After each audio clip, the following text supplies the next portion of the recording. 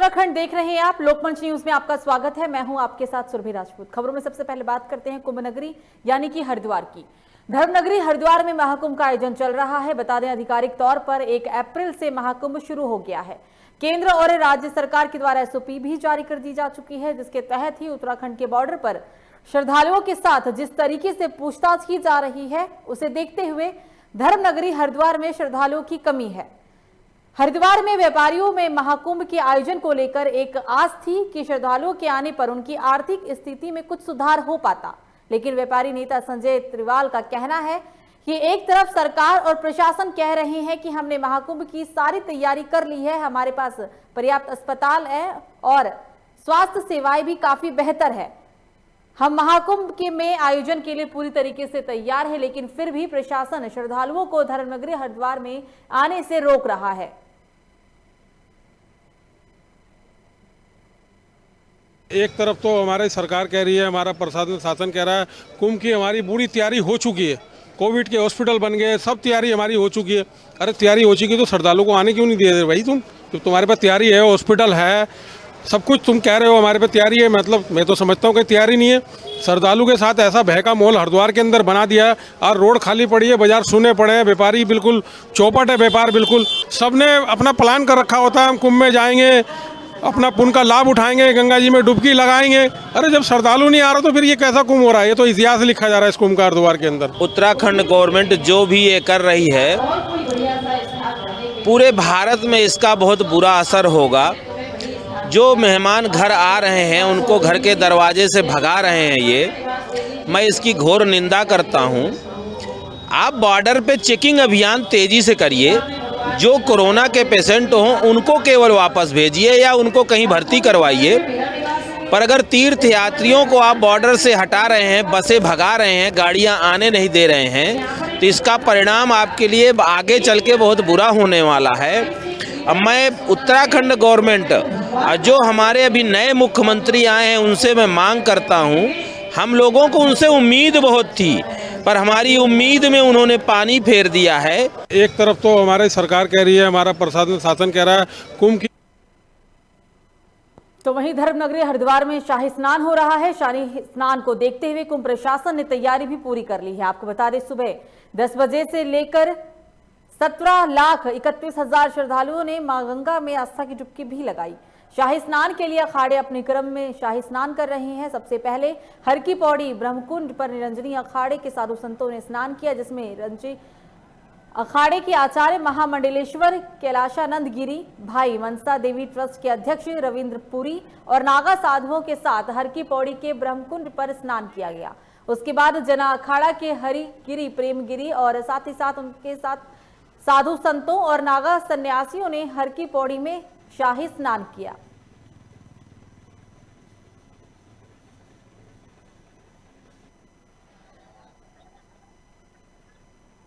तो आज सुबह 10 बजे से ही शाही स्नान किया जा रहा है। आपको बता दें कि शाही स्नान में हर अखाड़े के जो साधु थे वो अपने क्रम के अनुसार शाही स्नान करते हुए नजर आए हैं। सुबह 10 बजे से 17,31,000 लोग श्रद्धालुओं ने मां गंगा में आस्था की डुबकी लगा ली है।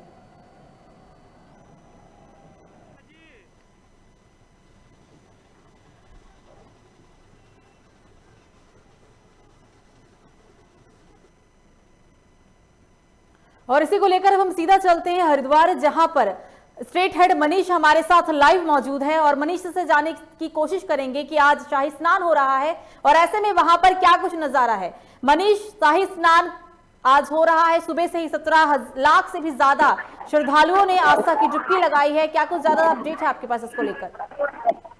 हाँ बिल्कुल सुनते, अगर देखा जाए तो सुबह करीबन 10 बजे तक 17,25,000 लोगों के ने गंगा में आस्था की डुबकी लगाई। इसके बाद जो 12 बजे जो आधिकारिक जो आंकड़ा आया है, इसमें करीबन 21 लाख के करीब जो श्रद्धालु थे उन्होंने गंगा के अंदर आस्था डुबकी लगा ली थी। इसके अलावा अगर हम देखते हैं तो सुबह से ही जो हर की पौड़ी का जो ब्रह्मकुंड का जो क्षेत्र होता है वो अखाड़ों के लिए रिजर्व रखा गया था, जहाँ पर साधु संत जो अखाड़ा थे वो आकर के वो स्नान करे। सबसे पहले निरंजनी अखाड़ा के जो साधु संत थे उन्होंने हर की पौड़ी ब्रह्मकुंड पे स्नान करा। उसके बाद क्रम में जूना अखाड़ा के और उसके जो सहयोगी अखाड़े थे अग्नि आह्वान और जो किन्नर अखाड़ा थे उसके साधु संतों ने हर की पौड़ी पे स्नान किया। इसके बाद अगर हम बात करें तो महानिर्वाणी अखाड़ा और उसके बाद जो बैरागी जो संत थे, जिनमें 3 अखाड़े आते हैं सुरभि, जो तीनों की तीनों जो अखाड़े हैं उन्होंने स्नान करा हर की पौड़ी पे। और इस समय उदासीन अखाड़े हैं, जो उदासीन अखाड़ा में एक तो उदासीन बड़ा अखाड़ा है और उदासीन नया अखाड़ा है, वो इस समय सुरभि स्नान कर रहे हैं।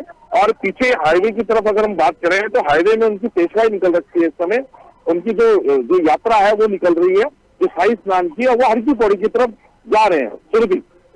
मनीष, प्रशासन की कितनी तैयारी है, क्योंकि संक्रमण का खतरा लगातार बरकरार है, संक्रमण की जो रफ्तार है वो उत्तराखंड में भी बहुत ही ज्यादा देखी जा सकती है, तो इन सभी चीजों से निपटने के लिए प्रशासन ने मनीष क्या तैयारी कर रखी है खास आज के लिए? देखिए सुरभि, बिल्कुल जो प्रशासन था, प्रशासन ने जगह जगह पे अगर हम बात करें तो हरिद्वार के अंदर, अगर जैसे हरिद्वार शहर के अंदर अगर हम जैसे एंटर करेंगे, जगह जगह पुलिस की बैरिकेडिंग लगी पड़ी है। और बैरिकेडिंग के अंदर जो लोकल लोग भी हैं उनको भी आने जाने के लिए जो अलग से पास निर्धारित करते हैं उसके अनुसार ही वो आ सकते हैं, अन्यथा वो नहीं आएंगे। इस तरीके से जैसे शहर के अंदर है तो अगर देखें तो शहर थोड़ा सन्नाटा छाया हुआ है। जो लोग हैं जो हाईवे की तरफ निकाल रखते हैं, जो गंगा घाट है वहां पर लोगों को पहुंचाया जा रहा है जिससे कि वो गंगा घाट पर ना है। क्योंकि फिर भी ये बता भी दे हम दर्शकों को भी, क्योंकि जब शाही स्नान होता है तो जितने भी अखाड़े हैं, जो हर की पौड़ी का जो स्थल है, ब्रह्मकुंड का स्थल है, वहां पर मालवीय घाट है, उस घाटों पे बिल्कुल भी आम श्रद्धालु को जाने नहीं दिया जाता है। इसलिए जो श्रद्धालु हैं आज के दिन, वो जो अन्य घाट जो बने हुए गंगा के, वहां पर वो आस्था की डुबकी लगा सकते हैं। तो जितने भी जो श्रद्धालु हैं जो आ रखे हैं वो अलग अलग जो हरिद्वार के घाट है वहां पर आस्था की डुबकी लगा रहे हैं फिर भी। जी बिल्कुल मनीष, ऐसे में क्योंकि जिस तरीके से आपने बताया कि बहुत ही ज्यादा सावधानियां भी लगातार प्रशासन बरत रहा है, तो इसको देखते हुए क्या लोग, क्योंकि बहुत मुश्किल है कि आप शाही स्नान में या फिर कुंभ में ही आप सोशल डिस्टेंसिंग का पालन करवा पाए, लेकिन मास्क लगा सकते हैं लोग, कम से कम मास्क के नियमों का तो पालन कर ही सकते हैं। क्या कुछ वहां पर आपको देखने को मिला लोगों के द्वारा? सुरभि देखिए, ये तो एक पहले ही निर्धारित था कि सोशल डिस्टेंस नहीं हो पाएगी। बिल्कुल, क्योंकि अगर देखें तो अगर हम जो कुंभ का जो स्नान हुआ है इसमें बहुत कम लोग आए हैं, पर इसमें कम लोगों होने के बावजूद भी सोशल डिस्टेंस कहीं ना कहीं टूटती है। हमने इससे पहले भी दर्शकों को दिखाया कि कितनी तरह की भीड़ थी, जो साधु संतों की भीड़ थी, सोशल डिस्टेंस का तो पालन हो ही नहीं सकता। रही बात सुरभि मास्क की, तो मास्क लोगों को लगाना चाहिए। कुछ लोगों ने, अधिकतर जो अगर हम बात करें 50-60% के लोगों ने मास्क लगाया है, पर वो कहीं ना कहीं एक आदत में नहीं है लोगों की, जिससे कि जो कंटिन्यूटी इसमें बनी रहे। रही बात प्रशासन की, अगर स्वास्थ्य विभाग की बात करें तो स्वास्थ्य विभाग ने जैसे बस स्टैंड हो गया, रेलवे स्टेशन हो गया, तो कई जो मुख्य जगह हो गई वहां पर उन्होंने अपने कैंप लगा रखे हैं, जहां पर अगर कोई लोग उनको लगता है कि इसकी उम्र ज्यादा है या इसमें सिम्टम आ रहे हैं तो उसका तुरंत जो कोरोना का जो टेस्ट है करा जाता है, और तुरंत रैपिड टेस्ट करने के बाद उससे उनके निर्धारित करा जाता है कि ये क्या है और किस तरीके से इसको टैकल करना है। अगर हम बात करें फिर भी जो बॉर्डरों की बात करें या और किसी की बात करें तो वहां पर बहुत सख्ताई है, श्रद्धालु इसमें बहुत कम आ रहे हैं, रूट भी डाइवर्ट कर दिए गए हैं। तो श्रद्धालुओं की कमी तो है, क्योंकि सुनना पड़ा है। क्योंकि अगर हम बात करें कोरोना की भी एक देखा जाए, कोरोना की वजह से लोग घरों से बाहर नहीं निकल पाए और जो गंगा के घाटों पे नहीं पहुंच पाए। अगर बात करें हम तो कुछ जो लोकल लोग हैं, हरिद्वार के जो वासी हैं, उन्हीं की भीड़ गंगा घाटों पे देखी गई है, जो कि बाहर से जो श्रद्धालु आए हैं उनकी भीड़ बहुत कम देखी गई है। सुरभि बिल्कुल मनीष, मतलब नारसन बॉर्डर पर बहुत ही ज्यादा प्रशासन सख्ती भी कर रहा है, लेकिन जैसे कि अभी हमने बात की आपसे, आपने कहा कि 50% जो 50 से 60% लोग हैं वो मास्क भी नहीं लगा रहे हैं क्योंकि वो उनकी आदत में नहीं है। तो क्या ऐसे लोगों पर प्रशासन कार्रवाई कर रहा है, ऐसे लोगों के खिलाफ? देखिए सुरभि, आस्था का मेला है ये जी, और प्रशासन कहीं ना कहीं इन चीजों से बचता है। अगर हम बात करें क्योंकि आस्था में लोग जो आए हैं तो प्रशासन उनको टोक रहा है, जबकि जगह जगह अनाउंसमेंट हो रहे हैं। अगर हम बात करें धर्मनगरी हरिद्वार की, तो धर्मनगरी हरिद्वार में कम से कम 7 से 8 किलोमीटर की दूरी तक से भी लाउड स्पीकर लगे हैं, जिसमें गंगा की आरती और जो निर्देश होते हैं सोशल डिस्टेंस के वो कंटिन्यू दिए जा रहे हैं और बताया भी जा रहा है। अगर बात करें हम जो प्रशासन की, पुलिस प्रशासन की, तो जो यात्री या कोई लोग अगर मास्क नहीं लगा रहे हैं तो उसको निर्देशित करा जा रहा है, कहा जा रहा है उसको कि आप मास्क लगाइए। पर आस्था है तो आस्था में कहीं ना कहीं पुलिस प्रशासन भी बच रहा है कि कहीं इस तरह के चलान ना किए जाए और सिर्फ टोक कर ही उनको मास्क लगाने की हिदायत दी जाए। फिर भी बिल्कुल मनीष, हमसे बात करने के लिए आपका शुक्रिया। ये थे हमारे साथ स्टेट हेड उत्तराखंड के मनीष दे, लाइव थे हरिद्वार से। अब खबरों में आगे बढ़ते हैं और अब बात करते हैं हरिद्वार की ही, जहां हरिद्वार में शाही स्नान के बाद हर की पौड़ी पर किन्नर अखाड़ा प्रमुख लक्ष्मी नारायण त्रिपाठी की तबियत अचानक बिगड़ गई, जिससे मेरा प्रशासन के हाथ पांव फूल गए। आनन फानन में लक्ष्मी नारायण त्रिपाठी को अस्पताल में भर्ती कराया गया, जहां उनका इलाज किया जा रहा है। तो शाही स्नान के दरमियान तबियत खराब हुई थी। आपको बता दें, किन्नर अखाड़ा प्रमुख लक्ष्मी नारायण त्रिपाठी की अचानक तबियत बिगड़ गई थी और तबियत बिगड़ने के बाद मेला प्रशासन के हाथ पांव फूल गए। हालांकि आनन फानन में उन्हें जिला अस्पताल में भी भर्ती करा दिया गया।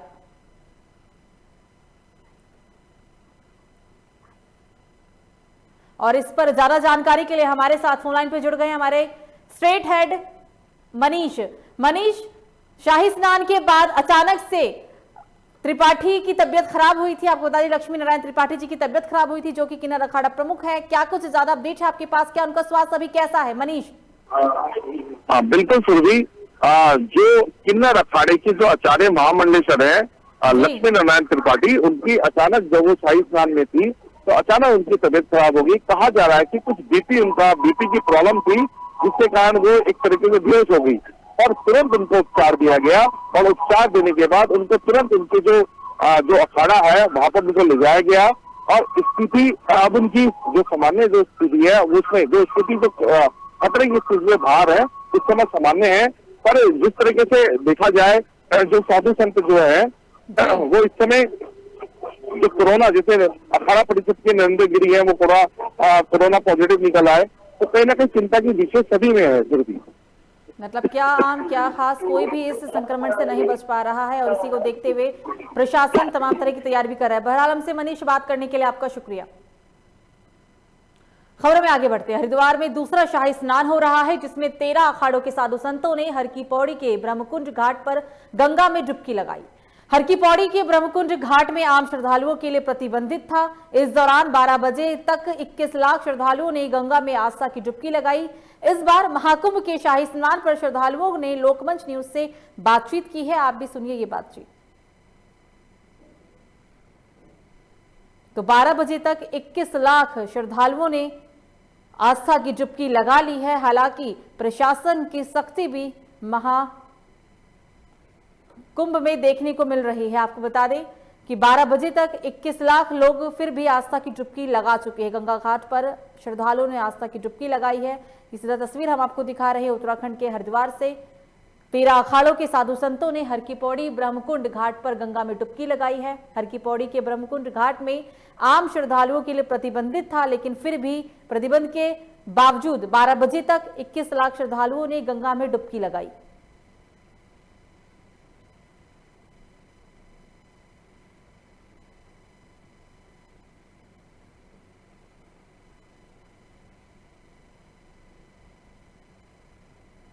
खबर लक्सर से है, जहां खानपुर बॉर्डर पर अन्य प्रदेशों से आ रहे श्रद्धालुओं की कोरोना जांच की जा रही है और साथ ही जो भी श्रद्धालु पॉजिटिव पाए जाते हैं उन्हें बॉर्डर से ही वापसी किया जा रहा है। इसी का जायजा लेने के लिए हमारे संवाददाता गोविंद चौधरी ग्राउंड जीरो पर पहुंचे और उप जिलाधिकारी शैलेश सिंह नेगी से ये खास बातचीत की। बातचीत के दौरान उप जिलाधिकारी ने क्या कुछ कहा, आइए आपको दिखाते हैं। देश के साथ साथ उत्तराखंड में भी कोरोना की दूसरी लहर जारी है। इस समय हम खड़े हैं खानपुर बॉर्डर पर, जो उत्तर प्रदेश की सीमा को जोड़ता है। किस तरह की यहाँ की व्यवस्था है, हमारे साथ मौजूद हैं लक्सर उप जिला अधिकारी शैलेंद्र सिंह नेगी, उनसे बात करेंगे। सर, डॉक्यूमेंट से बात करने के लिए बहुत बहुत धन्यवाद। सर, किस तरह की व्यवस्थाएं हैं और किस तरह से जो श्रद्धालु जा रहे हैं, जो पॉजिटिव आते हैं, किस तरह की रोकथाम के लिए किस तरह का दिशा निर्देश है? इस समय महाकुंभ 2021 के जो शाही स्नान है आज 12 अप्रैल को और फिर 14 अप्रैल को होना है।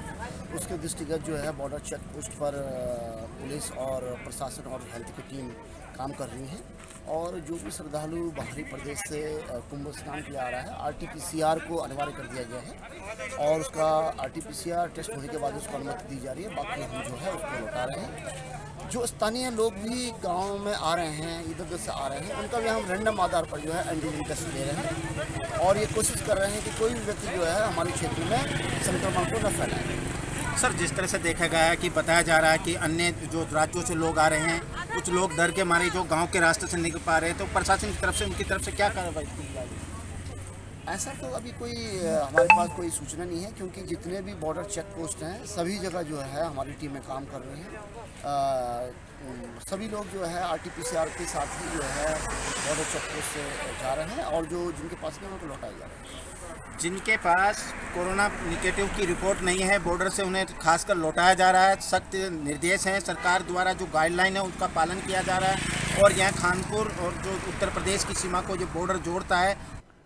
और इस खबर पर ज्यादा जानकारी के लिए हमारे साथ फोन लाइन पर जुड़ गए हमारे संवाददाता गोविंद चौधरी। गोविंद, श्रद्धालुओं की कोरोना जांच की जा रही है और ऐसे में जो भी श्रद्धालु पॉजिटिव आ रहे हैं उन्हें बॉर्डर से ही वापस भेजा जा रहा है। क्या कुछ ज्यादा अपडेट है आपके पास इस खबर को लेकर? जी सुरभि, जिस तरह बताना चाहूंगा कि उत्तराखंड में जिस तरह से कोरोना मरीजों की संख्या में इजाफा देखने को लगातार मिल रहा है, तो इसलिए जो है जो बॉर्डर पे जो हमारा जो उत्तराखंड उत्तर प्रदेश की सीमा से जो बॉर्डर है खानपुर, उस पर जो कोविड जांच लगातार प्रशासन की तरफ से की जा रही है। हालांकि सभी जो श्रद्धालु है वो सीधे जा रहे हैं, लेकिन जो पॉजिटिव आ रहा है तो उसको प्रशासन द्वारा उसे वापसी किया जा रहा है। जी सुरभि। गोविंद, ऐसे में SOP में साफ तौर पर जब SOP जारी की गई थी उस दरमियान इसमें साफ तौर पर लिखा गया है कि आपको अगर आप आते हैं उत्तराखंड तो 72 घंटे की नेगेटिव रिपोर्ट आपके पास कोरोना की होनी चाहिए, उसके बाद ही आप प्रदेश में आ सकते हैं। तो इन चीजों का भी कितना ख्याल रख रही है वहां की प्रशासन? सुरभि, लगातार बॉर्डरों पे जो है लगातार प्रशासन की निगाह टिकी हुई है। हालांकि स्वास्थ्य विभाग की 3 टीमें भी वहां पे जांच के लिए लगाई गई है। हालांकि प्रशासन पूरी तरह से मुस्तैद दिखाई दे रहा है। हर श्रद्धालु की बारीकी से जांच भी की जा रही है। अगर कहीं भी कोई श्रद्धालु कोई भी पॉजिटिव पाया जाता है तो उसे तुरंत वापसी किया जा रहा है। हालांकि पूरी तरह से गाड़ी का नंबर, मोबाइल नंबर, पूरा स्थान पता उनका लिखकर जो है अधिकारियों को सूचना दी जा रही है। मतलब गोविंद जी, प्रशासन पूरी तरीके से अलर्ट मोड पर है। बहरहाल हमसे बात करने के लिए गोविंद आपका बहुत बहुत शुक्रिया।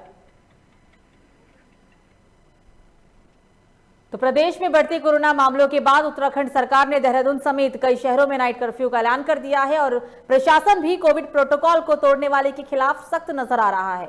इसी कड़ी में लक्सर बॉर्डर पर दूसरे राज्यों से आने वाले कोविड टेस्ट किए जा रहे हैं और कोविड की नेगेटिव रिपोर्ट वालों को ही प्रदेश में एंट्री दी जा रही है। लेकिन अगर धरातल की बात करें तो जगह जगह पर कोविड नियमों की जमकर धज्जियां भी उड़ाई जा रही है। भीड़भाड़ वाली जगहों पर सोशल डिस्टेंसिंग का बिल्कुल भी पालन नहीं किया जा रहा और साथ ही लोग बिना मास्क के ही घूमते हुए नजर आ रहे हैं। पूरे मामले को लेकर SDM शैलेंद्र सिंह नेगी का कहना है कि कोविड जांच लगातार कराई जा रही है और सोशल डिस्टेंसिंग का पूरी तरीके से पालन किया जा रहा है, लेकिन धरातल से जो तस्वीरें सामने आ रही है वो प्रशासन के दावों की जरूर पोल खोलती है। इस समय महाकुंभ 2021 के लिए जो SOP है उसका अनुपालन सुनिश्चित किया जा रहा है। और जो यहाँ पर बॉर्डर चेक पोस्ट इस समय खानपुर है, यहाँ पर हमारे हेल्थ डिपार्टमेंट, रेवेन्यू और पुलिस डिपार्टमेंट की टीमें लगी हुई हैं। जो प्राइवेट लैब है वो भी स्थापित की गई हैं और इस समय जो है एंटीजन टेस्ट भी जो है हम जो है रैंडम आधार पर कर रहे हैं और बाकी जो SOP है उसका अक्षरशः पालन। इस खबर पर ज्यादा जानकारी के लिए हमारे साथ फोन लाइन पे हमारे संवाददाता गोविंद चौधरी जुड़ गए हैं। गोविंद, जो तस्वीरें देखने को मिल रही है जिले में वो कहीं ना कहीं प्रशासन के दावों का पोल खोल रहा है, क्योंकि न सोशल डिस्टेंसिंग का लोग ख्याल रख रहे हैं और ना ही मास्क लगा रहे हैं।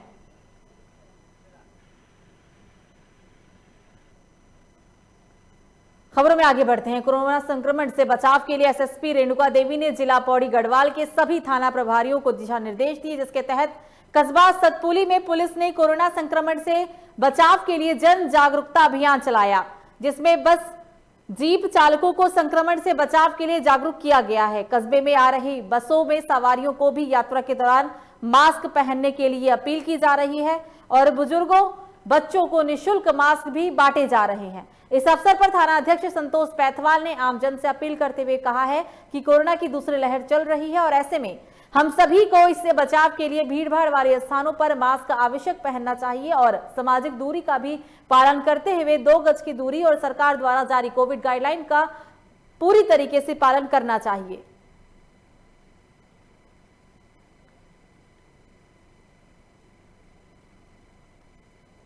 तो वहीं मई महीने में उत्तराखंड की आर्थिक रीढ़ चारधाम यात्रा शुरू होने वाली है, लेकिन चारधाम यात्रा से ठीक पहले देश भर में कोरोना संक्रमण के मामले तेजी से ही बढ़ते जा रहे हैं, जिसके बाद होटल व्यवसायी की चिंता बढ़ने लगी है। आपको बता दें, आगामी 17 मई को बाबा केदारनाथ और 18 मई को बद्रीनाथ धाम की कपाट खुलने हैं, लेकिन एक बार फिर चारधाम यात्रा पर कोरोना संक्रमण का भय यात्रा से जुड़े व्यापारियों को सताने लगा है। बीते साल कोरोना असर झेलने के बाद इस साल बेहतर यात्रा सीजन की उम्मीद में साल के शुरुआत में ही होटल लॉन्ज व्यवसायियों ने अपनी तैयारी शुरू कर दी थी, लेकिन मार्च आते आते देश भर में कोरोना के मामले में बढ़ोतरी हुई, जिससे अब व्यवसायियों की चिंता बढ़ने लगी है। सभी लोग चिंतित हैं। होटल व्यवसाय जैसे कि पिछले साल जैसे कोरोना ने सबका हिसाब किताब गड़बड़ी कर रखा है, लोगों ने लोन ले रखा है, लोगों ने वहाँ पर अपने पैसा लगा रखा है, लेकिन इस समय जैसे कि कोरोना फिर से प्रभावी हो गया है तो लगता नहीं है कि कुछ ज़्यादा चल पाएगा। ये हमारे पास ये है कि बुकिंग्स ऑलमोस्ट रहती हैं, मई और जून की बुकिंग्स रहती हैं। अभी जब ये न्यूज़ की वजह से काफ़ी हमारा ये पुणे और महाराष्ट्र से कुछ बुकिंग्स जो हैं धीरे धीरे कैंसिल हो रही है, तो उसका जो है काफ़ी असर पड़ेगा। हमारे गुप्तकाशी में अराउंड 100 रूम्स हैं, तो धीरे धीरे जैसे बुकिंग कैंसिल हो रही है तो अब हर व्यापारी, मैं ही नहीं हर व्यापारी को इसको लेकर काफ़ी चिंता है। अभी फ़िलहाल जो है कोरोना की जैसी स्थिति है, क्योंकि यात्रा काल के दौरान जो भी हमारे यात्री आते हैं वो बाहरी राज्यों से आते हैं और वहाँ पर कोरोना की स्थिति इस समय गंभीर बनी हुई है। जैसे हमारे होटल जो हैं, होटल मालिक जो हैं अपने होटल जो है लीज़ पर देते हैं, उस पर भी संकट के बादल यहाँ पर लगे हुए हैं। काफ़ी लोग क्या बोलते हैं, काफ़ी होटल जो है जो लीज़ में जा ही नहीं रहे हैं, यहाँ पर बड़ी समस्या आ गई है। अब कुछ होटल ऐसे हैं जो लोगों ने तैयारियां करके क्या बोलते हैं अपने साज सज्जा बना के लाखों रुपए खर्च करके जो यात्रा सीजन की तैयारियों पे बैठे हुए हैं, उन पर भी एक संकट के बादल यहाँ पे संकट के बादल हैं कि क्या यात्रा चल पाएगी या नहीं। पिछले साल यात्रा से पूर्व में ही आप जैसे सबको पता ही है कोरोना बहुत ज़्यादा तेज़ी से पूरे देश में ही क्या पूरी दुनिया में फैल गया था, जिसकी वजह से यहाँ पे केदारनाथ बद्रीनाथ रूट पे जितने भी होटल व्यवसायी हैं या अन्य भी व्यापारी जो भी हैं, सभी लोगों के लोन से काम चलता है। लोगों ने बड़ा भारी भरकम पैसा लगा रखा है, बिल्डिंगें बना रखी हैं, लेकिन यात्रा नहीं चलने के कारण लोगों को बहुत ज़्यादा।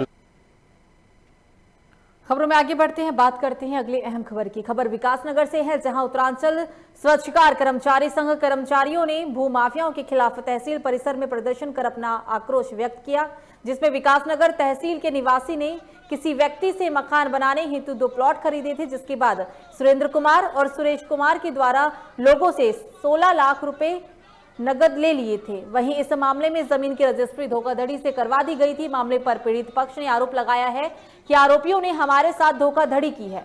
पीड़ित पक्ष का कहना है कि हमने बैंक से लोन लेकर जमीन खरीदी थी, आज मौके पर हमें ना पैसे मिल रहे और ना ही हमारी जमीन भी हमें दी जा रही, जिसके बाद पीड़ित पक्ष ने एसडीएम को ज्ञापन देते हुए कहा है कि अगर उनके साथ हुई धोखाधड़ी पर तहसील प्रशासन कोई कार्रवाई नहीं करता है तो उत्तराखंड स्वच्छकार कर्मचारी संघ पूरे इलाके में सफाई व्यवस्था को ठप कर देगा, जिसकी जिम्मेदारी तहसील प्रशासन की होगी। हमने ज़मीन खरीदी थी सुरेंद्र सिंह से 2016 में। तो उन्होंने हमें मतलब पहले किसी और को बेच दी, फिर हमको बेच दी। जब हम उस पर अपना काम शुरू करने के लिए गए तो वहाँ पे दूसरा पक्ष भी आ गए। उन्होंने कहा कि ये तो ज़मीन हमारी है। फिर हमने उसको बुलाया, पहले तो वो आया नहीं, फिर आए वो तो हमने बोला कि भैया ऐसा ऐसा हो रखा है, तो कहने लगे कि जी अब तो जो गलती हो गई, मैं आपको या तो आपके जो वो है वो दूंगा या पहले ज़मीन दूंगा। हमने कहा भैया आप मत दो, पर हमारी ज़मीन दे दो आप। मान्यवर हम दोनों पक्षों को बुलाया तो दोनों पक्षों ने हमें कहा कि जो हो गया कोई बात नहीं और हम 1 महीने में पैसा लौटा देंगे, आपको ज़मीन देंगे। लेकिन मान्यवर आज तक भी उन्होंने ना तो ज़मीन दी ना पैसा लौटाया दोनों व्यक्तियों का। फिर हमने इसकी कंप्लेंट एसएसपी देहरादून को की और 25 तारीख की कंप्लेंट की हुई है हमने, 25 तारीख की पिछले महीने की, लेकिन आज तक उस पर कोई कार्रवाई नहीं हुई। तो मान्यवर आज मजबूरन होकर हम पूरे संगठन के माध्यम से सब लोग यहाँ आए और हम शासन प्रशासन को, एसडीएम साहब को ये कहना चाहते हैं कि इन दोनों परिवार को इंसाफ मिलना चाहिए। अगर इनको इंसाफ नहीं मिला तो मान्यवर हम पूरे विकासनगर की सफाई व्यवस्था चौपट कर देंगे, जिसकी जिम्मेदारी शासन प्रशासन की होगी। खबर उत्तराखंड में मुझे दीजिए इजाजत। लोकमंच न्यूज पर खबरों का सिलसिला जारी रहेगा। नमस्कार।